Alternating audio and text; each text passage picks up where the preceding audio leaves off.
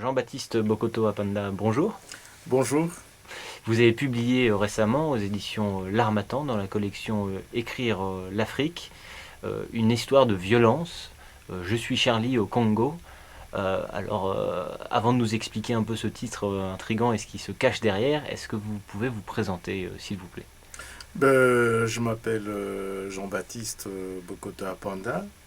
Je suis romancier d'origine congolaise et voilà, je vis pour le moment en Belgique.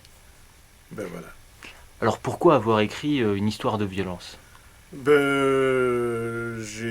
écrit Histoire de violence, mais il faut ajouter sur le sous-titre Je suis Charlie au Congo. Tout simplement parce que ce que j'avais vu avec ce qui était passé avec le phénomène Charlie, ça m'a fort touché. Et je me suis dit, ben voilà, mais quand on parle de terrorisme aujourd'hui, oui, on ne voit pas que la France. Et il y a également ce phénomène qui est aujourd'hui mondialisé. Et au Congo, effectivement aussi, il y a la violence, mais sous d'autres formes. Alors, j'ai pris le phénomène Charlie, qui étaient des gens qui travaillaient pour la liberté d'expression, des gens qui ont été fauchés tout simplement à cause de leur euh, façon de voir les choses. Ben voilà, il y a aussi des gens au Congo qui sont fauchés tout simplement parce qu'ils ont une autre manière de penser, ils ont une autre manière de vivre, ils ont une autre manière d'exprimer leur point de vue. Ben voilà, j'ai pris ces Charlie de manière imagée et je l'ai transposé au Congo. Voilà, tout simplement. Donc c'est un livre qui se passe au Congo, mais qui ne vise pas uniquement un public congolais. C'est une situation un peu universelle, que vous expliquez. C'est une situation universelle, mais quand même typiquement africain.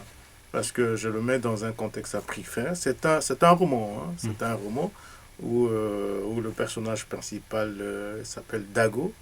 Dago qui a vécu comme tout Africain dans son environnement. Il a été dans des écoles prestigieuses. Il a connu des romances comme tout jeune. Mais il s'est frotté dans sa vie professionnelle à ces phénomènes de la violence. Et c'est ces phénomènes-là que je suis en train d'expliciter en les cadrant typiquement dans le contexte africain. Donc, c'est une histoire qui se passe vers les années 80, 90. Voilà, mais quand vous relevez un peu, vous allez voir qu'il y a beaucoup de ressemblances avec ce qui se passe pour le moment ici. Donc, le public, c'est monsieur, madame, tout le monde qui vit pratiquement ce phénomène de la violence partout, que ce soit euh, en Afrique comme ici en Europe. Alors bien que le livre soit antérieur aux événements parisiens de novembre, est-ce que l'écho de ces événements j'imagine, secoué, c'est sûr, mais est-ce que ça a rencontré quelque chose dans votre livre que vous mentionnez Ce qui est assez extraordinaire dans ce livre, je prédisais déjà ce qui allait advenir en fait dans quelques mois. Je ne pensais pas qu'au mois de janvier, on connaîtrait encore un drame ici à Paris. Et puis après, il y a eu Bamako.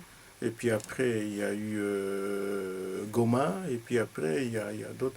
Donc c'est un phénomène aujourd'hui qui est d'actualité et qui va encore continuer malheureusement. Alors, vous allez remarquer que dans les livres, j'essaie également de poser ou de suggérer quelques pistes de solutions pour voir comment est-ce qu'on peut sortir de ces drames que le monde est en train de vivre pour le moment.